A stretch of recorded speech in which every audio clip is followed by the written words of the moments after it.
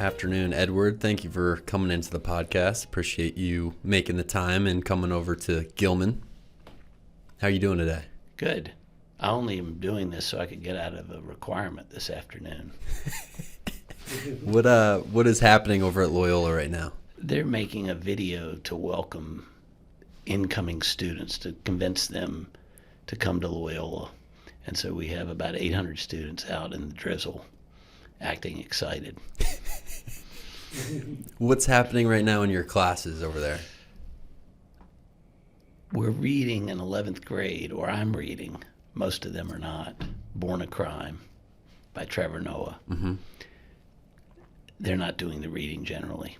So today we had a student who had his phone out before class started. He went to sleep, and then he had his phone during our examen, which is our little religious period.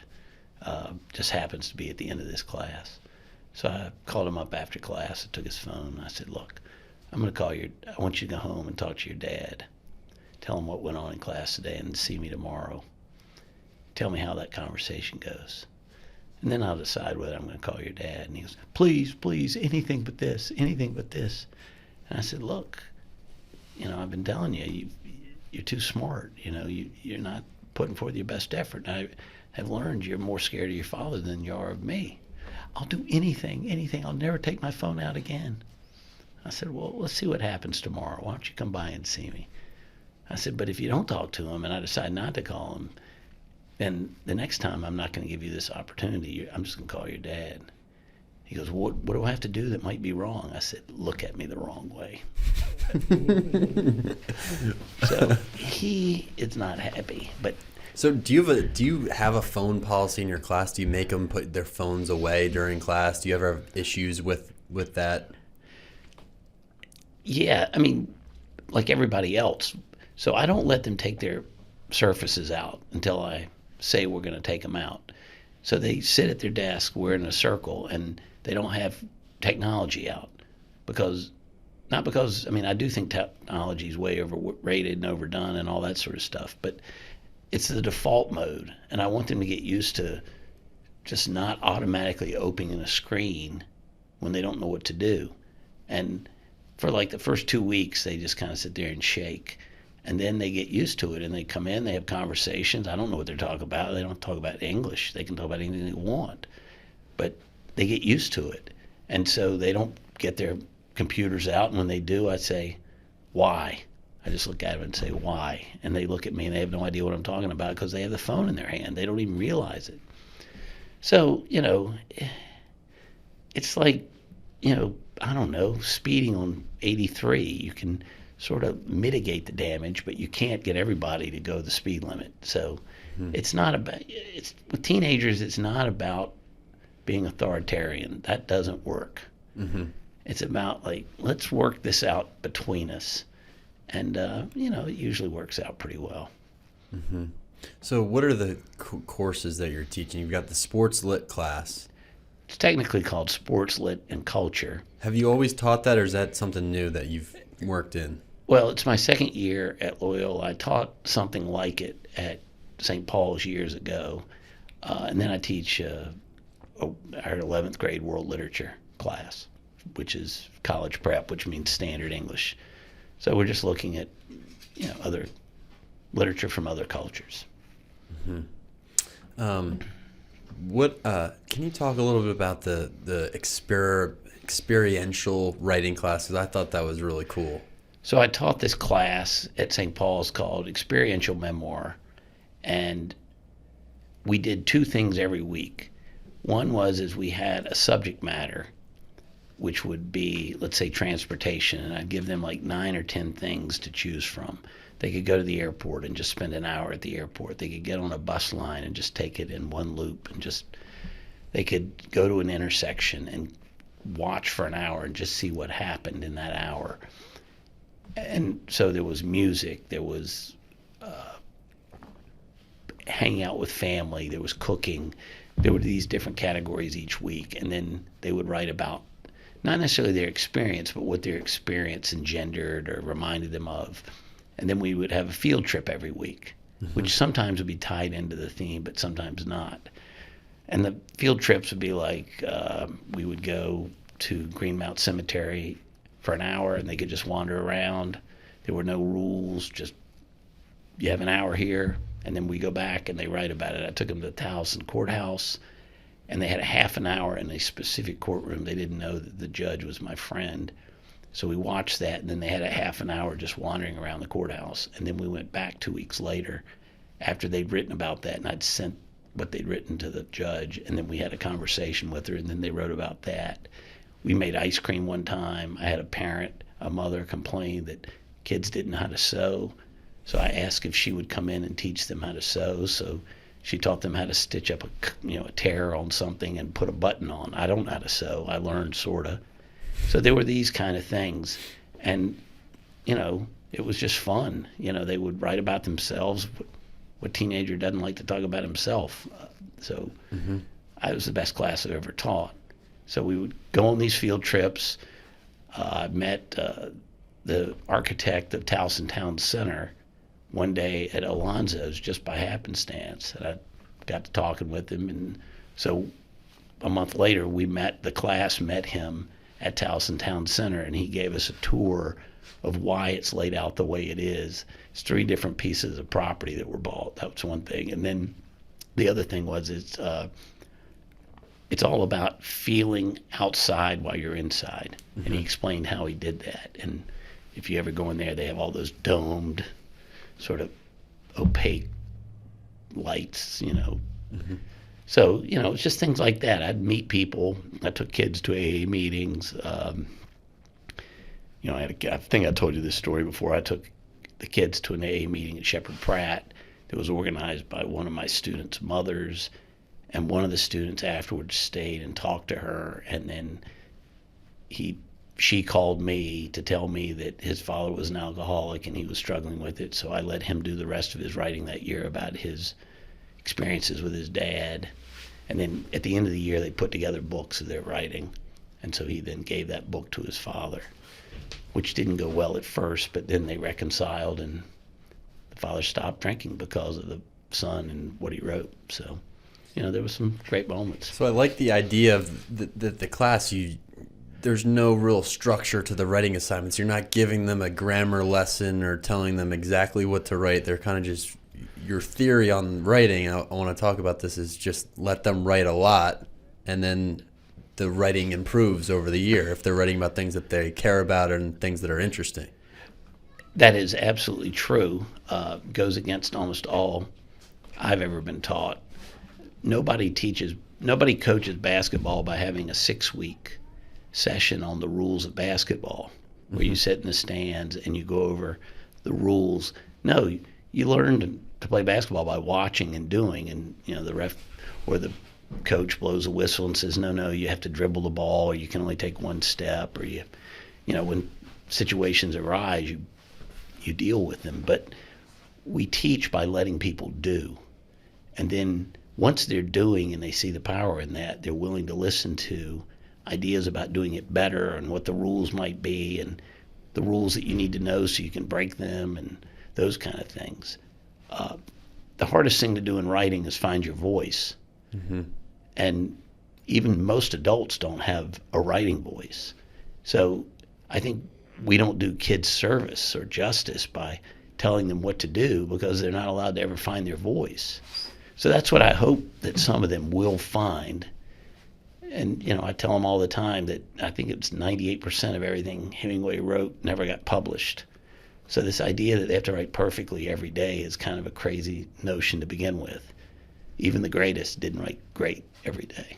So what is your, how do you grade this? Do you read through it? Do you make sure it's interesting and then you give it a grade? Or what is that like? Because you do at the end of the day have to put in a grade in the grade book, as much as you probably don't want to do that. But how do you decide on how good a paper is when it's experiential and it's this person's point of view after going to the mall or watching the sewing woman come in? So there are 3 things that you judge on, I think. You judge somebody against himself, you judge somebody against his peers, and you judge against my many years of experience of teaching.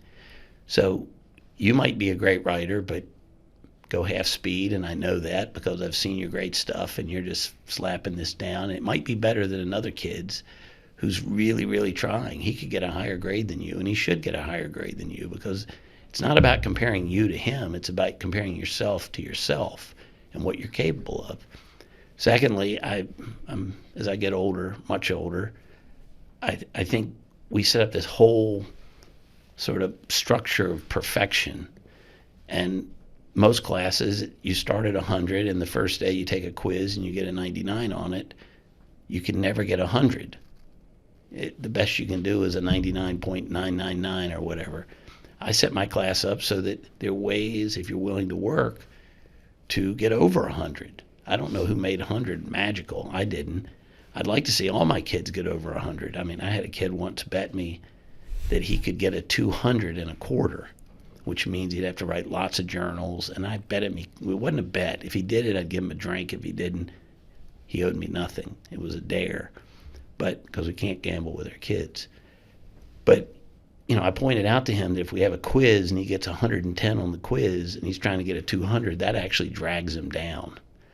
And so he worked his tail off that quarter, and he ended up with 176.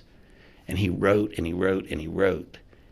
And I gave him his drink for 176, but I had a kid get 176 in a quarter. His drink meaning is? It has to be less than 20 ounces or less from the glass coolers at 7-Eleven. It cannot be a fountain drink, because a lot of times I ride my bike to work, so I can't carry a fountain drink on my bike. But I can carry, so it can't be a half gallon of milk, but I can get a, pint of milk. I can get an energy drink. It has to come from a 7-Eleven, because I had a student who I did a dare with, and then he found a $13 soda on the internet, and so I had to buy that for him. So now I try to limit the financial damage by saying it has to be at a 7-Eleven. Mm-hmm. So they will give me 3 things they want, like, Mountain Dew or Arizona iced tea, and I'll go 1, 2, 3 or something close. So do the bets happen a lot in your class? All the time. They bring them up. I don't even remember them. They have to remind me what they are. Then I do this thing I've talked to you about, +2. That's if a kid just says something that's authentic, they get +2 just as extra credit. Because I have so many students who just want to get a grade, and they come in and they say things because they think they're being smart, and it's pretty clear they're just kind of trying to get the grade and be impressive, not to me, but to the whole class. And so, like, I have kids who never talk. They're just quiet. They're introverts. And I'll say something, a dad joke, which my jokes are really bad, and they'll smile, and I just go +2. Mm-hmm. And the loud kids will go nuts. That's not fair. I've been talking the whole time. I go, yeah, but what you say is so worthless. I don't give -2s. It's only +2s. And I've instituted a new rule. They cannot celebrate the +2 until 5 seconds have passed. Mm-hmm. So they can't, like, give a fist, or go, yeah. You take it away? Yeah, say that's gone. Excessive celebration is like the NFL. And I am the grand poobah +2s. It's done for 2 reasons. One, it keeps the kids involved, so they're always thinking, they're always trying to say something smart, but they have to do it in an authentic way. So I have some real charmers, like I'm sure you do. They just can't help themselves, and I tell them, look, charm's a good thing, but you're going to run into somebody like me who's not impressed by it, and you need to have plan B, so that's what we're going to work on this year. Mm-hmm. And so they come in and they try to get +2s, and then finally they'll do something. They don't even realize it. That's not about being impressive. It's about something they need to say, and they'll get +2. And then they'll think they figured it out, and then they'll go a month without getting +2 again, even though they try 3 and 4 times a class. So can you get a +2 outside of class? Oh, absolutely. My God. I've had a kid in an assembly who's in my class say something, use a vocab word. And I go, remind me, that's +2. They do have to send me a message to remind me. I can't keep track of it all. And they have to tell me why, just quickly, like, laughed at joke. That's all they have to say. And then I have kids who will say in homeroom, for example, about a kid I don't teach, That's a +2 moment. And I go, that's +2 for recognizing a +2 moment. So, So it has to be authentic. It has to be real. It can't be a pretense. It's got to be just a refreshing, authentic comment. it's got to be like a burped thought. They don't even realize they're saying something that actually is worth hearing, because they're teenagers. They don't know good from bad. And most of what they think is good is actually bad, and most of what is bad is actually good. So I'm trying to get them to see that difference. And if you laugh at my jokes, that's always It's always a plus two. that's always a +2. So when you read a book in your class, when you have them do readings, maybe in this class or in previous classes, what's kind of the structure of your class after a nightly reading? You come in.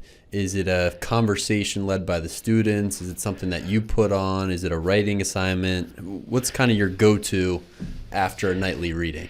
Well, I wouldn't use the word structure with me. That's just, it's like using the word organized. There's thought behind it, but if you're too structured, you miss out on things. So I hate giving quizzes because we're forcing kids to read, and we know that there are like 6,000 ways to get around reading, schmope or whatever it is, Cliff Notes and, online, all that sort of stuff. So I try to get them to write about it. Are they taking shortcuts? Absolutely. But then occasionally a kid said yesterday, this book's actually pretty good when you read it. And now you got +2 for that, because he didn't even realize what he was saying. That's what I've been saying all year. How can you tell me this is a terrible book and you haven't opened it yet? We live in a different age. I also don't think literature is just books. I think it's movies and podcasts and all that kind of stuff. It's not just the old definition of literature. I also don't believe in English we need to be reading necessarily some of the stuff we're reading when these kids are 15 and 16. The great thing about English reading and writing is, if you can read, or you can write it, you can read a little bit, you can write a little bit. At 40, you can decide you want to become really a reader, or you want to write a novel. You can't do that with nuclear physics. You can't decide at 40, I think I'll just sort of invest my time in becoming a physicist. You've got all this stuff, these building blocks you need. English is not that way. So, I can't stand the fact that we are like baby colleges. We should just be a high school.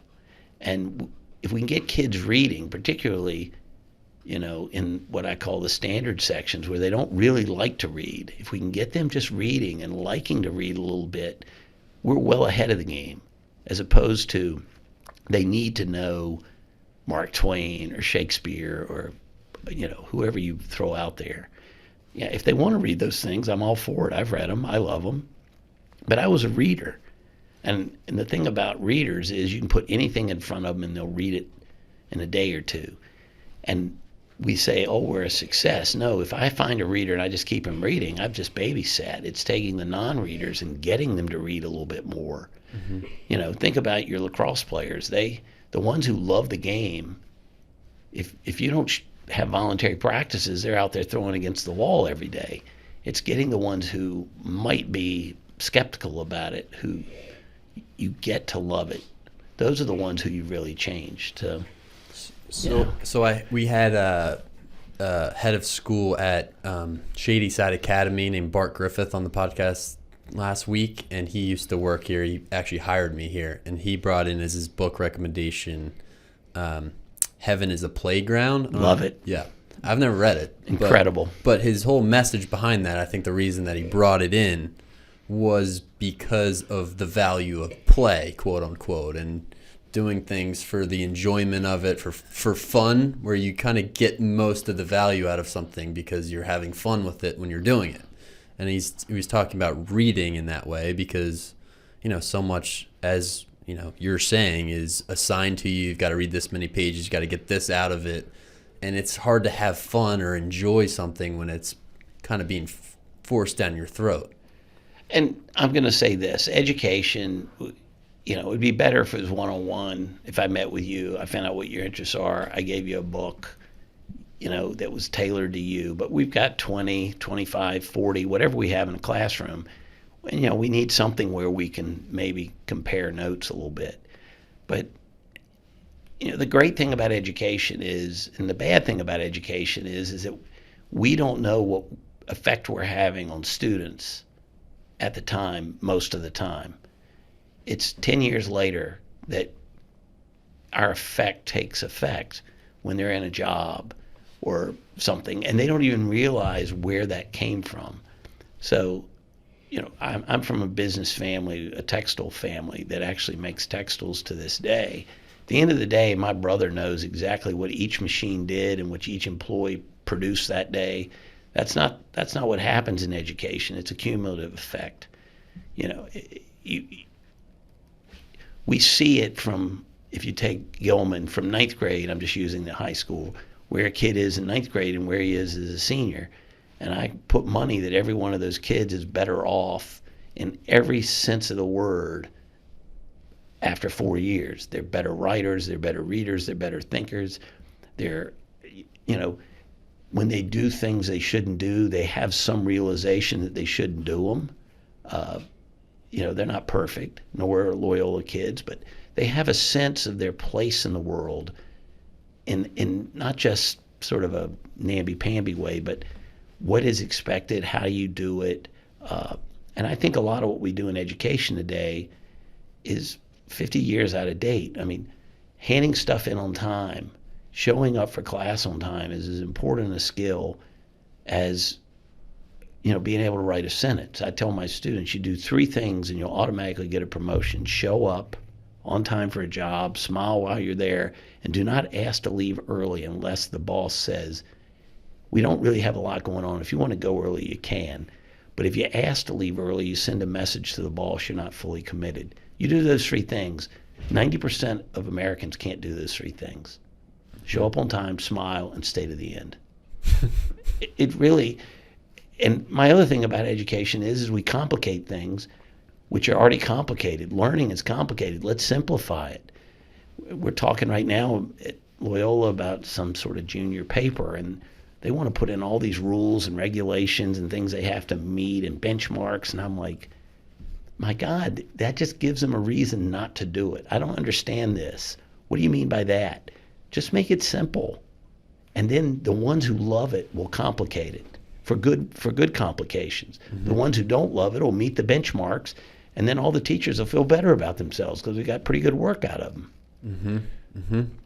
So do you ever have your students, your classes, pick their own reading, pick their own books? Absolutely. So how does that work?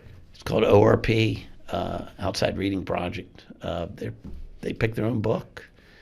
I sort of say 150-page minimum. I just throw that out there. I have a kid right now who picked 8 Dr. Seuss books. And I said, okay, he picked 3. I said, you got to pick 8. And I want you to read them in chronological order. And then I want you to talk about how he evolves as a writer. I don't care which 8 you pick, but I want you to look at the copyright date and read them in chronological order and see how he evolves, because there is great evolution in Dr. Seuss. But I mean, I don't care if they read The Diary of a Wimpy Kid. I didn't read those books till I was 30 because I was teaching middle school and I thought I needed to read them. And, they're pretty good, mm-hmm. even for an adult. I think this idea that it has to be meaningful and whatnot. I've read every Grisham book he's written. I love them, and I've read War and Peace. So, I can watch a 6th grade football game and I can watch the NFL. They both have value. So I don't understand why it always has to be the best. Mm-hmm. So I want them picking books they want, and they pick them, and I almost always approve them. Do half of them read it? No. I'm 62 years old. I went to a boarding school that had a valued honor code that when you said you did the work, you did it. Half those people were lying and cheating through their teeth the entire time. And they all have children and, married and houses. I mean, they're not in jail. Some of them should be, but I mean, this teenagers today are no different than they were 50 years ago. We might have computers, but they're still going to take shortcuts, and we just have to figure out, okay, how do we make it a little harder? How do we get them to see that it matters in some sense? Like I tell my seniors right now, we've told you that get good grades so you can apply to good colleges, so you can get into good colleges. Every single senior I teach currently who applied to college, I have a couple that haven't applied yet, has gotten into at least one school. So what are we supposed to do during the second semester? And I say, you're going to have a lot of, quote, pointless moments in your life. Use this second semester to figure out how to take pointless events, pointless problems, it seems, and work through them, because you're going to have it when it matters. Like, it's going to be with a relationship, it's going to be with a boss, and you're going to say, oh, I did that with Brown back in 12th grade. I can do this. So I have a second semester class, great short fiction, just all short stories right now. What do you do with your senior class that, they're almost done high school, they're into college? What do you say to them? D equal diploma. That's what I say. If you don't want to do the work, don't do the work. I'm not going to lose any sleep over it. What kind of work do you do with your senior class in the second semester? Well, so we read articles, usually together, and then I have them respond to them. We watch videos. I have them respond. They have to do interviews of people about sports, and we've been doing these along, and they have more of those. And they just have to do the work, and whether they get anything out of it or not, I can't make them get anything out of it. But as long as they get a 65, and I tell them, as long as everybody in your household is happy with a 65, I'm ecstatic. But I don't want to get a phone call because you got a 65 and mom and dad want you to have a B. That's on you, because I give lots of extra credit. So, for example, we're going to a Loyola University basketball game. It's totally voluntary. They get extra credit for going. And this is an example. So I signed it on January 17th, and they had till January 27th to tell me whether they could go or not. All they say was yes or no, and they got 10 points. A third of the class couldn't even do that. Really? I've send you an email. No, we have a system. They just have to go into the system and say yes or no. They can put Y or N. And I had two put maybe, one of them with a fairly lengthy 4 or 5 sentence explanation that made perfect sense. I gave them the full credit. But, this is what I'm talking about, is learning to follow through whether you want to or not. All they have to do is say yes. And then I put them down on a long list. If they say no, I don't put them on the list because I'm not going to buy them a ticket. They get the 10 points. They're not going to get the extra credit for going to the game. The game is extra credit because, if in business time is money, in school time is points.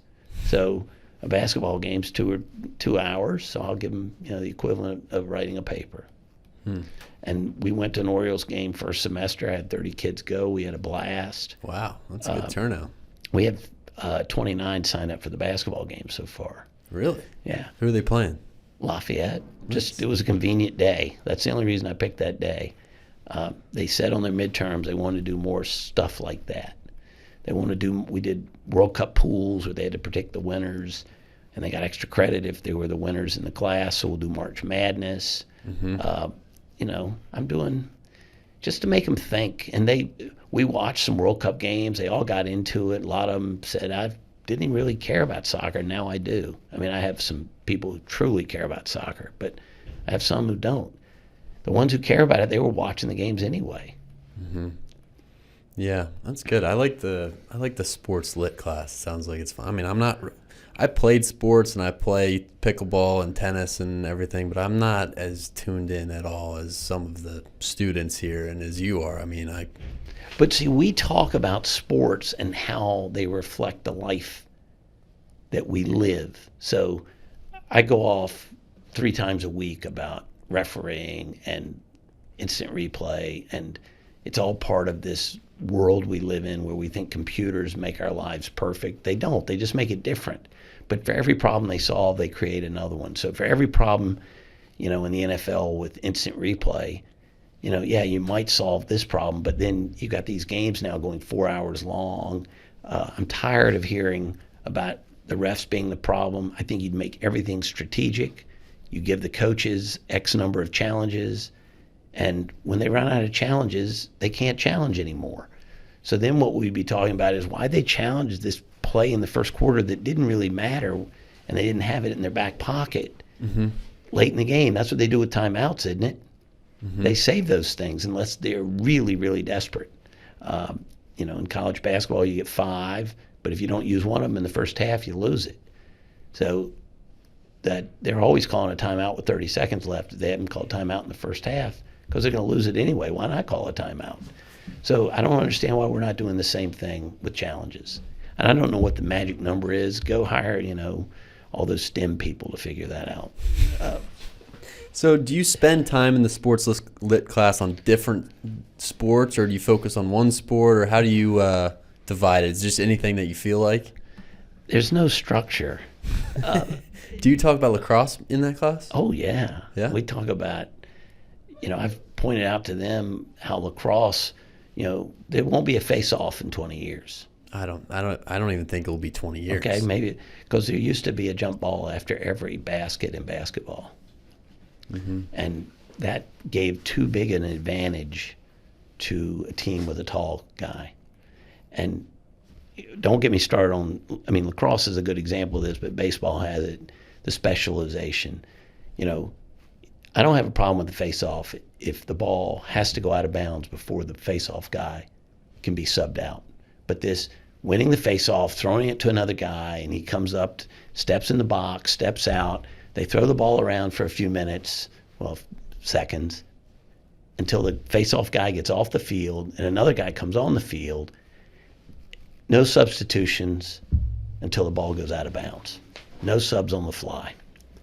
So they used to do that. They used to have a horn. The ball goes out on the sideline. They'd blow the horn, and they'd be able to sub then. But why? They make decisions about a 6-year-old that he's a defensive midi when he's 6 years old because he can't catch. That stays with him the rest of his lacrosse life. He might be the fastest guy on the team and should be playing an offensive midi position. If we got rid of this people shuffling on and off, then people would have to learn to play both ends of the field. If you can't play one end of the field, then you go down and you get a long stick and you're just a big goon and you hit people with it.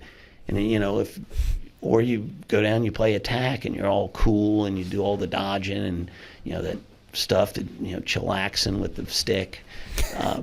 Were you always a baseball guy? Did you ever have a shot at playing lacrosse? Did you ever pick it up? No, I coached. I played tennis before I played baseball, and I coached lacrosse. And it's just like coaching basketball. The offensive theories are the same and the defensive theories are the same. It was, and the kids I coached said, we did weird things that no coach had ever done before. I said, because I didn't start coaching or playing when I was 6 years old. So I just came at it blind and said, okay, if we want to improve this, let's try that. I love lacrosse. I think it's a great sport to watch. But we talk about lacrosse. We talk about cricket. We've watched team handball. We're watching about Coke Baroo today. You know what Coke Baroo is? No. It's a form of sort of polo played in, I'm going to get the wrong country, Kyrgyzstan, or it's Central Asia, and they ride horses and they try to throw a dead goat into a big well. I've heard of that, yeah. And these guys are intense, and it's all based upon their culture, and they've been playing it for 5,000 years.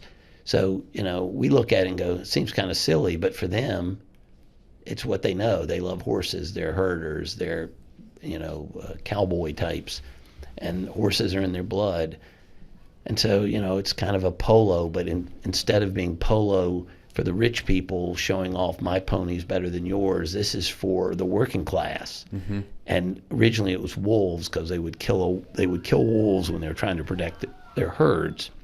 And so then they would throw the wolf around, the dead wolf. Then they just went to a goat because it was easier. So they throw this dead goat around when they're... Well, no, they carry it and they throw it into the well. And if you watch it, these guys are nuts. I mean, it's a miracle nobody gets killed. This is not for the tame-hearted. This is big time. These guys are really intense. So, we do, and then we talk about, I let them start talking about, we've spent a lot of time on Lamar Jackson. They didn't understand that NFL contracts, except for Deshaun Watson's, are not guaranteed. Baseball and basketball are. They asked the silly question, do we sign Lamar? I said, the question isn't do we sign him, but how much and for how long?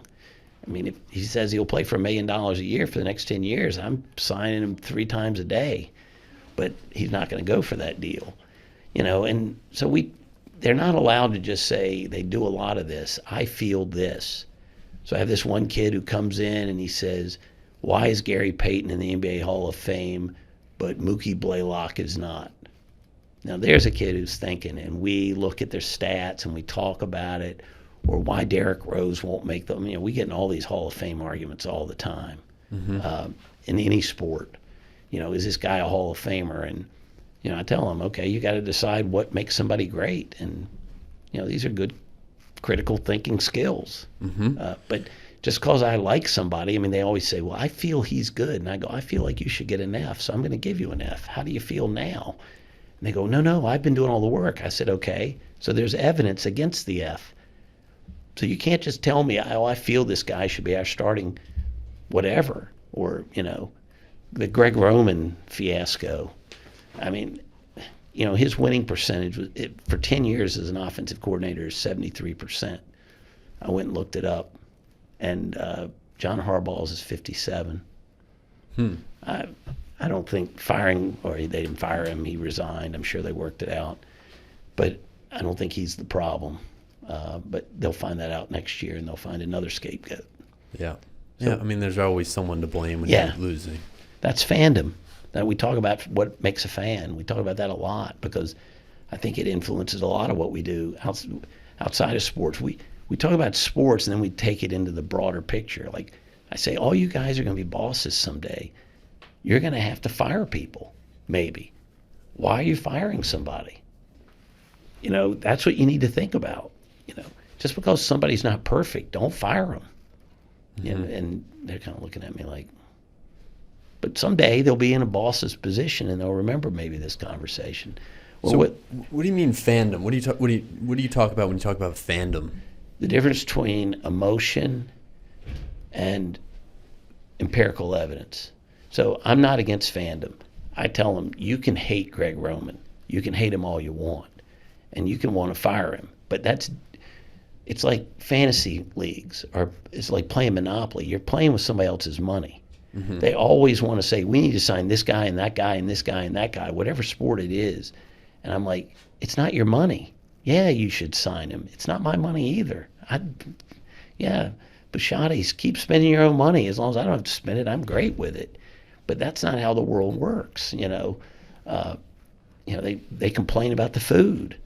It's too expensive. In our dining hall, I know y'all solved that problem by just including it in the tuition, which I think is where most private schools will be someday. But, I say to them, have you been out to a restaurant recently? And then one day they said, oh, the food's too expensive. The rice was undercooked. I said, hold it. Those are two separate issues. How much it costs and whether it's done well or not are two separate issues. But, you just got to call them on their BS because that's what they do. That's what I did at that age. That's what I still do. If I can get away with it, you know me well enough, I'll BS you all day. And I get away with it a lot because I just say it like I know what I'm talking about. Yeah, that's true. That's a skill, though.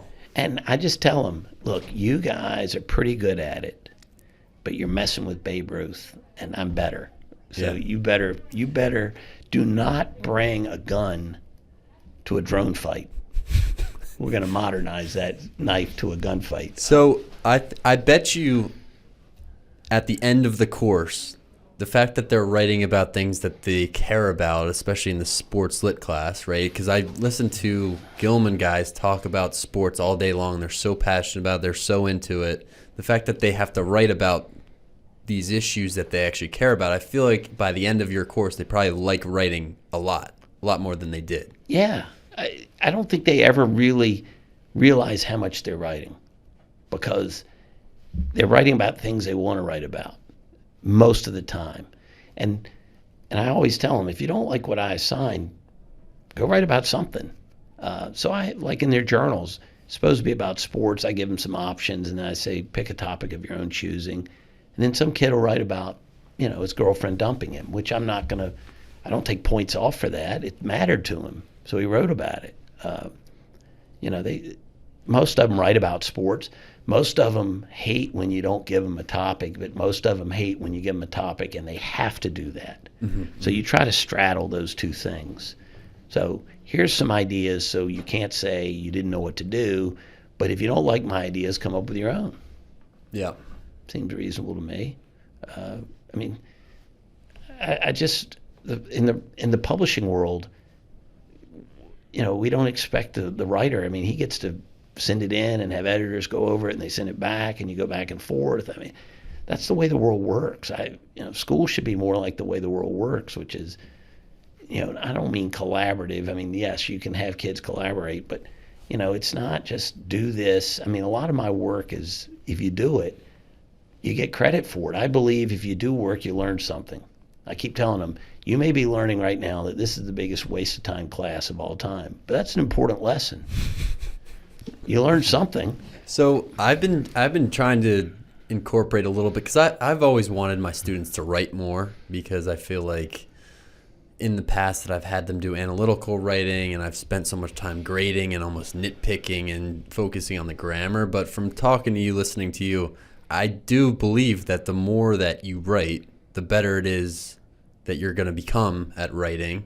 So I've just been giving them writing assignments to do, and hopefully I'm trying to give them things that they want to write about, so that they're not really noticing that they're doing schoolwork. Are you seeing a change? And they're writing. I looked at what they wrote for today, and it's much better. I feel like they've gotten better at it just simply from doing it more. Do you want to read 50 essays about why Huck Finn is a Jesus figure? No. And that was always my least favorite. So I always said the past maybe 3-4 years of teaching, my least favorite part is grading, because it takes so much time and they don't really read the comments, or at least half of them don't. So give them one comment. The title stinks. And then they'll write a better title next time. Yeah. Or this is great for the first page, and the last 4 pages, you're just filling up pages. It's no different than in sports. Go read The Inner Game of Tennis, which I think is the ultimate way to think about, looking at sports and coaching sports. And the idea is you give somebody one thing to work on and one thing only. Like you don't tell a lacrosse guy to, work on his left hand, work on his right hand, work on his footwork. You give them one thing, and ideally what you do is you pick the thing that's the biggest and most important thing. And in doing that, the other smaller things will fix themselves. So, just most of my kids, when they're writing about what they want to write about, write beautifully. Even, and my sports lit kids are not honors, and they'll tell you they don't like English, and they, given their druthers, would not be there. And they're ready for college. Now, are they ready to be English majors? No, but they're not going to be English majors. That's what I keep arguing. Why are we trying to turn kids into English majors who aren't going to be English majors? It's like letting kids go out and play flag football. Let them play flag football. Stop telling them, to throw a tight spiral and, get on the outside hip of a guy. They're not going to play in college or even in, the real football team, except a couple of them may fall in love with it and do that. Mm-hmm. But they don't. The reason they're playing flag football is because they just want to run around and, giggle and have fun.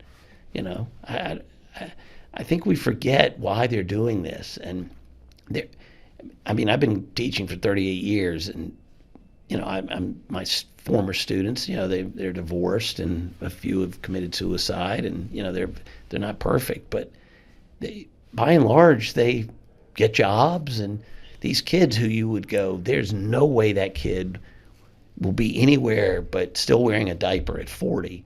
Has 3 kids, lives in a big house, and basically, is buying the school where I teach to get ready to fire me. I mean,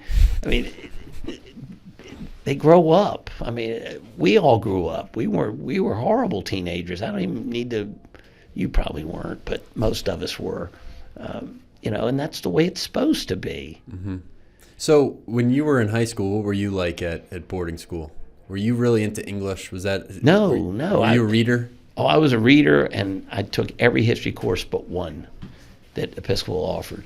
I love the class environment. I like school, but I like sports a lot more. But at boarding school, I mean, we did all kinds of crazy stuff. The whole rumor that if you put a kid's hand in a bucket of tepid water, he'll pee while he's asleep. It's true. We've done it. We had a kid who, what REM stands for, the band, right? Rapid eye movement. Yeah. So we had this kid who would go into these deep sleeps, and we'd sneak into his room and we'd pull his eyelids up and watch him in REM, REM, watch his eyeballs go back and forth. I mean, I'll never forget on Halloween, we did musical chairs, and we used these cane desk chairs that we lined up in the hallway, and 5 or 6 of them got destroyed. I mean, I don't remember what books I read, but I remember all the crazy stuff we did. We had a teacher, Mr. Dunlop, who we all loved, who had emphysema and had 1 1/3 of his lungs cut out because he had cancer or something, and he had those little inhaler things and we would hide them, and he would almost die in the classroom. Oh my God. And yeah, it was awful, but I bet you Mr. Dunlop would have said, these kids love me. I mean, he understood. We just didn't know how to express it. We were boys. But, we would sort of throw one out in the middle of the room. So, oh, there's one, Mr. Dunlop must have fallen out of your jacket. And we'd pick it up and hand it to him. Oh, thank you. Thank you. Oh my God. I mean, I was awful. I was a terrible person. I'm not much better now, but I was really bad then. And so when people complain about teenagers, boys and girls, I think cave teenagers were the same as teenagers today. They may have different distractions, but if I'd been around during social media, I would have put stuff up that was absolutely deplorable and wrong and, jail worthy, because I was just as impulsive as the next guy. Luckily, I didn't have that to worry about. So I didn't make those huge mistakes where everybody could see them. And I don't have the answer to that. But, I don't think we have to be very careful about what we think of 18-year-olds when they're 50. Mm-hmm. So you say the kids today are the same as they've always been, but the devices and the phones and the social media and just the world today is different. Does that, what concerns you about the world today with the phones and the technology and all that, or does it not really concern you that much? It's just the way that it is. I mean, yeah. Well, first thing I'm going to say is when anybody tells me they have something that makes the world better, I always say it makes the world different. Stephen Jobs was, this man who made the world better, but his 3 greatest inventions, all they did was divide people. The personal computer, the iPod, and the iPhone. You and I don't have to sit face to face. I think 10 years from now we'll have conversation class. Our kids cannot hold a conversation generally. They always ask me, how do you talk to a stranger? And I go like this: hello, my name's Edward. What's yours? That's how you talk to a stranger. You have to do it. And, just like we had concerns, back in the 60s and 70s, the concerns are different, but the world goes on. And, I lived in a house that had a bomb shelter, a quote bomb shelter. It just had reinforced I-beams in it and a locked box that supposedly had stuff for if a bomb hit. Kids today don't live with that. They live with, you know, all these school shootings and whatnot. And, you know, I'm not here to say that that's not a problem, but it is. But everything just kind of goes around, and, you know, we're divided. And I hear from my sister-in-law, I'm sure she won't listen to this podcast, that it's never been this bad in American politics. And I go, how about 1860? I mean, we fought a 4-year war. That's how bad it was. I mean, literally hundreds of thousands of people dying. So, you know, we tend to take where we are in the moment and say it's never been this bad. But then if you take the long view, and I keep pointing out to my students, this is why you need to know history. You know, they want to talk about the GOAT. They'll always say, is it MJ or LeBron? I'll go, I'll take Wilt. You know, and they'll, oh my God, no, you know, and I'm like, and then I'll say Bill Russell, and they'll go, who's he? And I'll say, that's the problem. If you want to talk GOAT, you need to know history. And so pull the lens back. That doesn't mean we shouldn't try to correct things or be on top of things, but we shouldn't be Chicken Little either, you know, running around, the sky is falling, the sky is falling. And I think, you know, that's, social media will figure itself out. I'm not on, I mean, I am a little bit like on Strava, which is technically social media because you can chat back and forth, but I'm not on Nextdoor. You know, I've talked to cops who tell me that in the southeast district of Baltimore City where I live, that crime is down. You look at Nextdoor, and all the neighbors tell me how bad crime is, because that's the only thing that's reported. Yeah, I mean, it's like the news. You go on the news, you watch the news, and it's horrible. Yeah. I mean, it just speeds that up a little bit because you can scroll through at your own pace now. Right, and you can go find what you want to find. So whatever your bias is, and I don't mean political bias, I'm talking about any bias. If you believe that Mookie Blaylock should be in the Basketball Hall of Fame, you can go find 20 articles that argue that Mookie Blaylock should be in the Basketball Hall of Fame. Well, I was talking about You don't this. even know who Mookie Blaylock is, do you? Played at Oklahoma.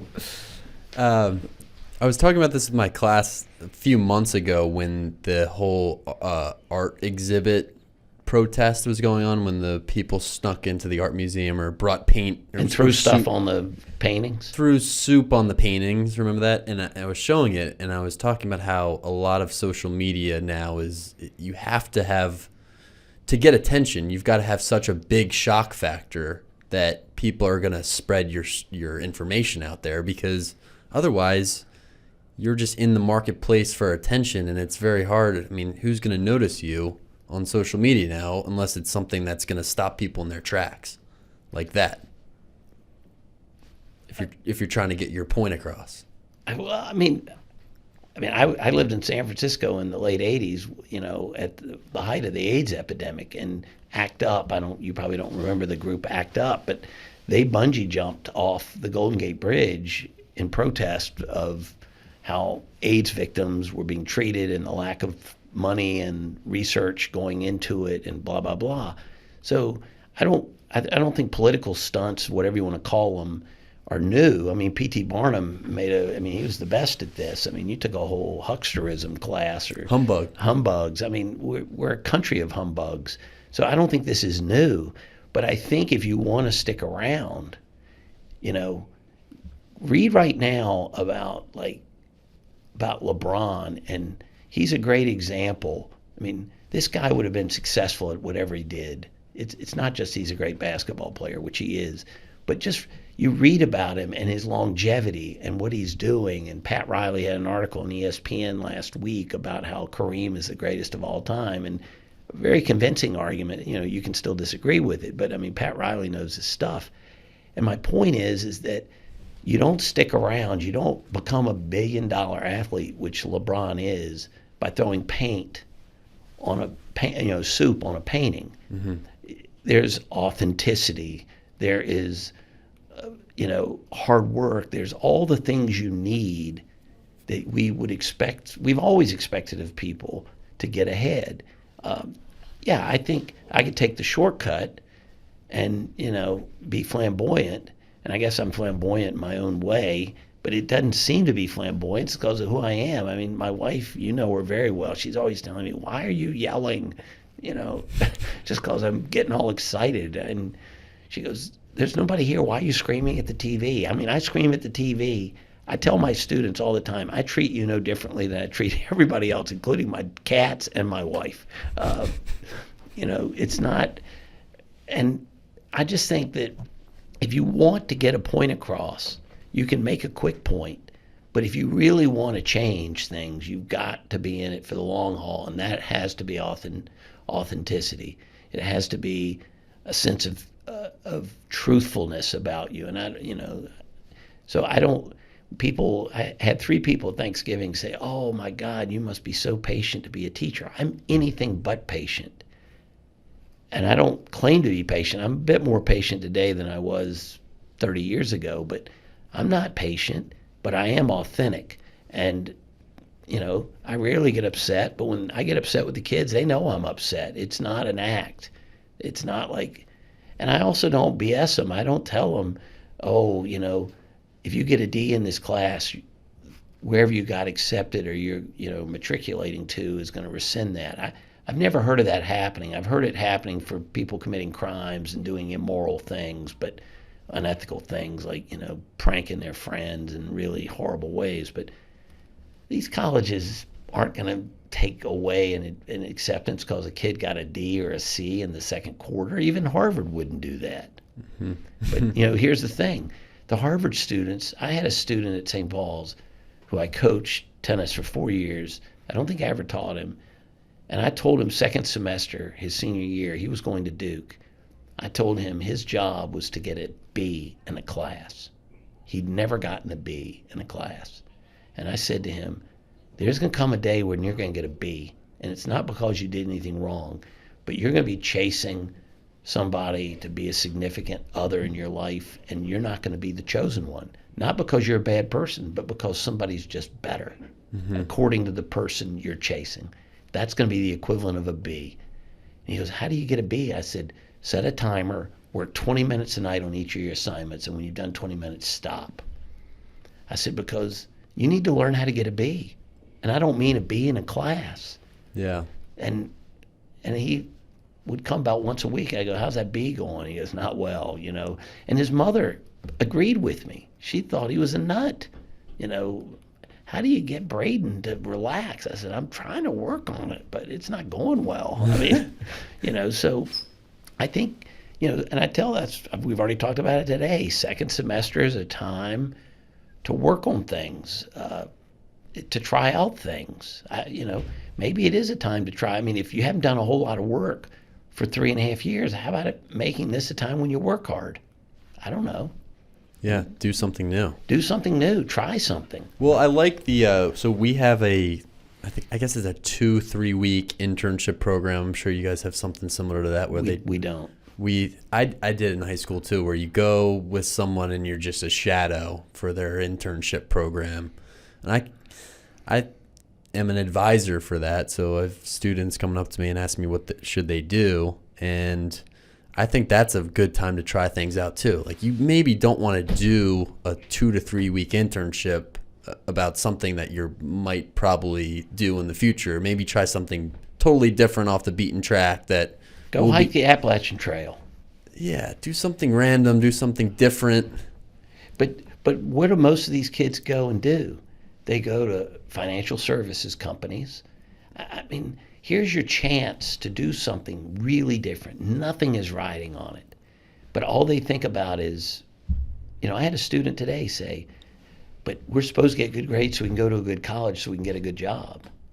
And so what does it matter as long as the grade's good that I'm not really putting forth my best effort? And I go, when you're in that job and you're competing with another company for a customer, just going through the motions ain't going to cut it. And so but it's hard to tell seniors at the end of their high school career, take a chance, whatever that chance might be. Heaven as a Playground is about, and I don't know if the guy you mentioned who came on, did he tell you how you pronounce the author's name? Is it Rick Telander or Telander? Is it Telander? Yeah, he played football at Northwestern. Then he was a Sports Illustrated writer, and then he, and maybe still is the athletic director at Northwestern. Maybe he was retired, but this is a book about just sitting around a Brooklyn playground for a summer What what would be so wrong with a kid just going over to a skateboard park and just hanging out with skateboarders, for 2 weeks? Now, everybody say, "Oh, that's awful." I mean, almost every idea I've ever come up with, you go up above me, you go up the food chain, and they're like, "Somebody needs to get this nut out of here." But that's where things you go and you investigate things, and it may be 2 weeks. I mean, where nothing happens. Well, that's not the end of the world. You tried to see if something would happen. I mean, I'm just throwing that out as an idea. It can be, I don't know. There are lots of things. You could just go interview people walking their dogs. Yeah. Yeah.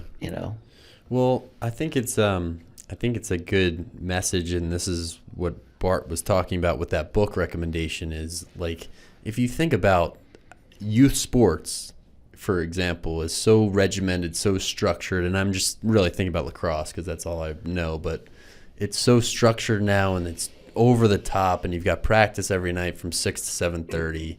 You got a tournament on the weekend, 4 games. And I think lacrosse is just one example of how, sports and just youth programs are just over structured, over rigorous. And like when I learned how to play lacrosse, it was fun. It was like in a church. My dad would play with us, and we'd play with a tennis ball. We'd do a pickup game, and it was fun. And that's how I learned. That's how I learned to like the game. It was like mini lax. And now a lot of this is just so structured that you lose out on that experiential, fun, enjoyable aspect to it, where you're actually going to learn and see if you like it. I mean, last night we had senior night for our squash kids, and so we played our match against BL and played really well, and then we had cupcakes and we said a few words about the seniors, and then we were just sort of, the parents were standing around and chatting, and all the kids were out on the courts playing because there wasn't practice. Friends didn't have practice after us because they played a 4:30 match, so the courts were available. We didn't tell them to go out there, and we didn't go out and tell them what to do, but they were all just out there playing squash. Mm-hmm. And it was that made me, I mean, we've had our best season ever. And the kids like each other, and they're fun to be around. And no, when I say our best season ever, we're not in the same league with Gilman, but that doesn't make it a bad season to me. And, but to see them just out there having fun, and it wasn't put on them. They chose this. And the parents were like, well, we need to go home. It's dinner time, or it's this or that. And the kids are out there playing. I was stayed out of it, but they had a hard time getting juniors and seniors off the court, at 7 o'clock at night. And when do you see that? And that's what you're talking about. Yeah, and that's why I think the book, and I haven't read the book, so I don't know what it's about, but it's about the pickup basketball court in Brooklyn. You don't see pickup sports enough today, I don't think, because it's so structured. And then what you do is, that's why you need to read this book by George Dohrmann called Switching Fields, which is about U.S. Soccer Federation and all its mistakes. And it just it's really a book about, a philosophical book about, why would the South, and I'm Southern, why would you want to eliminate, let's say, 25% of your population, blacks, being part of your economic spenders? It makes no sense to me. Why would you want, why would the NFL want 50% of the population, actually a little bit more than 50%, and there are women who love the NFL, no question about it, but that's where the growth is in women. If you don't go to Mexico or overseas or somewhere, the growth in the United States is with women. Why wouldn't you want women to be NFL fans? I don't get it. I mean, they spend money just like everybody else. And that's what to me, when you make it so structured, there are people who either can't afford the structure, financially, or they can't make the structure. And so there's a lot of talent that's not being tapped into. Mm-hmm. Lacrosse, all you need is a tennis ball and some sticks, and you can go find an open field, or you can play indoors on a basketball court. You can play anywhere. You can make your own goals. It's like basketball. You don't need much. But the second you make it structured, you need a lot. Yeah. And I think that's, this is why so many kids are quitting sports at 14. And sometimes the quitting is, they say, oh, I'm going to go do cybersecurity or, forensics or whatever they're going to do. But it's really self-cutting. And because they're burnout. They're burnout. They're tired. They're not willing, this practicing year round. I'm going to tell you right now, I don't know who the best lacrosse player is at Gilman, but if he only came out the first day of practice in mid-February, he's not getting cut from that team, right? Without doing the full year schedule. Yeah, he doesn't. And so this idea that, we have all these coaches saying, oh, I want multi-sport athletes, but then they schedule all this stuff. So you can't be a multi-sport athlete. It's just crazy. And I want our athletes to play multiple sports, particularly like in lacrosse. If they play squash, we lose out kids because they're lacrosse players and they don't come out for squash. But the one thing you can't do in all these preseason, out of season drills is competitiveness, how to win. We had a kid yesterday down, and he's not going to play lacrosse, but he was down 2-0, and I wrote that one off as a 3-0 loss. He came back to win 13-11 in the fifth. And, that you can't coach. That there's no way to, simulate that. You can try as a coach. You can do all kinds of drills, but there's nothing that makes people dig deep and find that. And, that's what I think we're losing out on, is letting these kids find themselves. It's just like writing. Instead of always telling them how to do it, instead of always having the structured drills and the structured practices, be interesting to have an experiment where you just show up for practice and have a parent come up and get you involved in a conversation. It's intentional, so you're back and it's to the kids, and just see what they do. Yeah. Yeah. And my guess is they would be playing lacrosse. Yeah, and that would also make them, formulate their own drills and become leaders and demonstrate a little bit more of that aspect of what a good team consists of, is leadership, and the seniors setting something up and figuring it out amongst each other, where it's not always the coach telling you exactly what to do. I always tell my students, if you need me to be a better writer, I've failed as your teacher. You have to, the whole idea is to cut the umbilical cord. And I don't think in education we cut the umbilical cord enough. And I don't think we do it in sports either. Look at college sports. College sports, it's just all about coaching, timeouts. This stuff should have been gone over in practice. Let these kids play. NFL, Johnny Unitas would go nuts today. You're not going to tell me what play to call late in the game. I know what's going on better than you do. Yeah. And it's true. Yeah. So, all right, I think we're getting to the end here, but what was the book recommendation? What is it called again? It's called Switching Fields by George Dohrmann, Dohrmann, I think. He talks about sort of who's been excluded, and this is changing, from the U.S. soccer scene, and they're changing, and they're getting, and you just got to read this whole thing, some of the crazy stuff that's done to keep people out. And it's not about just making the national team better. His argument is every time you exclude, you actually just hurt the game in general, because most of these people who are excluded are never going to play on a national team, but you grow the sport. And it's really a philosophy book, just the same way that I think Moneyball is about what to do if you're David and you're playing Goliath. That's what that book is about. The A's can't be the Yankees. They just can't outspend them. They go bankrupt. So what do you do? And it's a book about that. And I think The Blind Side is a book about what we could do in America with education if we decided everybody was Michael Orr, that whatever talents that person had, we did everything to make them shine.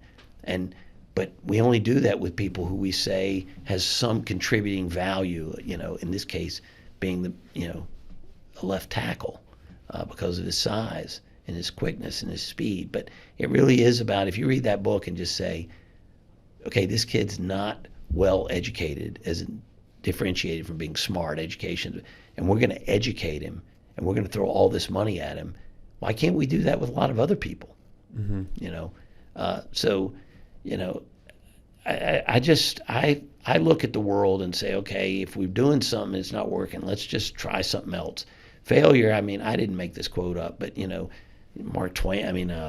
Thomas Edison or somebody like that said it, you know, failure is just learning what doesn't work and going a new direction or something to that effect. And,